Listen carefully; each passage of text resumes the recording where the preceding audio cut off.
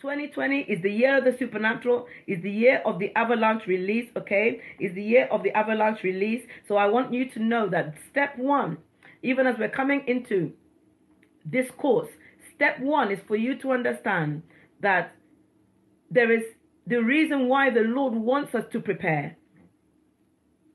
Okay? The reason why the Lord wants us to prepare is because you only prepare for what is certain. You only prepare for what is definite. You only prepare when you know that by all means there is something, there is a meeting, there is a plan. You only prepare when you know that whatever it is you're preparing for is a reality, is something you're going to do. And many of you have been thinking, will I be married? That the first thing the Lord wanted me to share with you is not only will you be married, but the reason why He's called it the marriage preparation.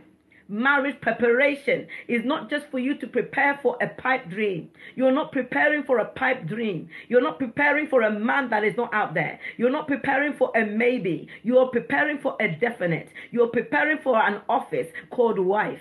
You are preparing for an office called husband. You're preparing to meet your spouse. You're preparing to be restored. Whatever your circumstance is, you are preparing because it is a reality. In the realm of the spirit, you have been settled. In the realm of the spirit, God has already orchestrated your marriage. In the realm of the spirit, He's already set aside a day for your wedding. And that is one of the things that even in my own life was becoming a frustration, because of some of our family dynamics, okay?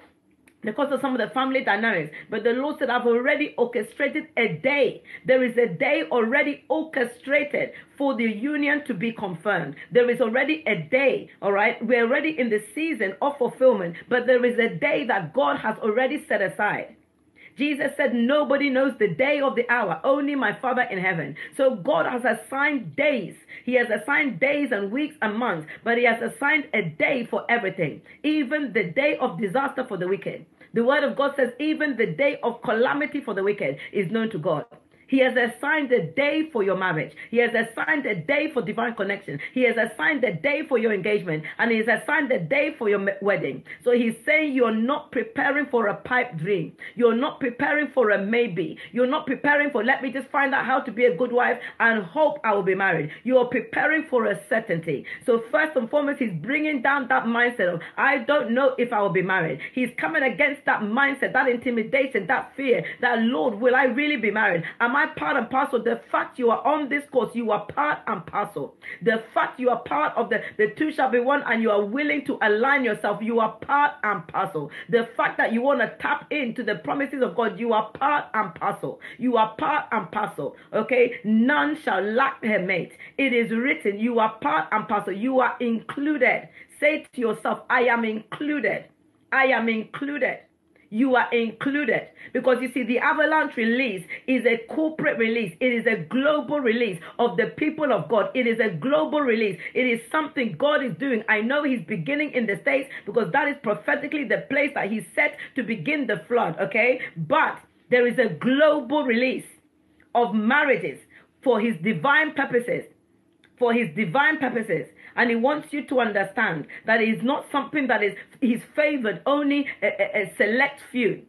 Sometimes people feel as if maybe this marriage thing, maybe this relationship thing is for the select few. No, that is how it has looked. That is how it has seemed because of so many issues that are in our society, in our bloodlines, in our personal lives. But for the Lord, when He does something, when He took out Israel, none were left behind apart from those that refused to honor the divine instructions of God.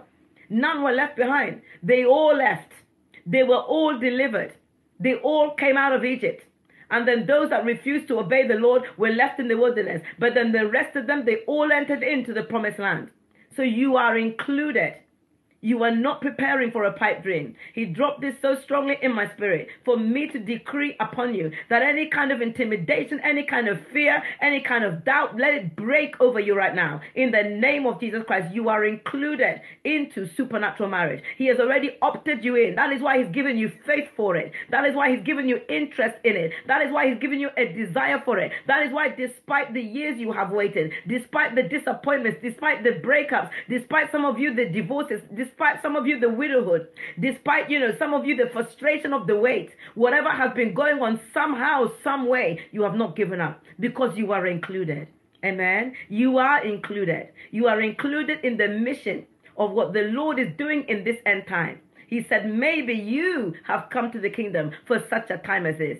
Esther was included. The word of God says that all the virgins were taken. Every virgin was rounded up and taken into the palace of the king. She was included. She may have felt excluded because of her background. She may have felt, I'm only an orphan. I only have to marry at my level because I'm excluded. But God included her because he already had proposed something marvelous for her. And God has included you because he's already prepared a king for you. He's already prepared a woman for you. So you are included. Do not exclude yourself through doubt, unbelief. Do not exclude yourself at all. Do not exclude yourself because of how you see what is going on around you. You are included. You are preparing. Say to yourself, I am preparing for the reality. I am preparing for the true experience of being divinely connected and married in Jesus' mighty name. You are included.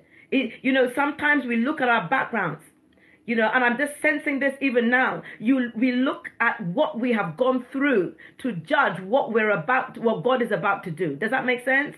We look at our history to judge our destiny. Listen, your destiny has been set divinely from God. And no matter what the enemy has passed you through on the earth, your destiny is established. Forever, O Lord, your word is settled in heaven. The words that the Lord spoke over you when he created you, they are settled.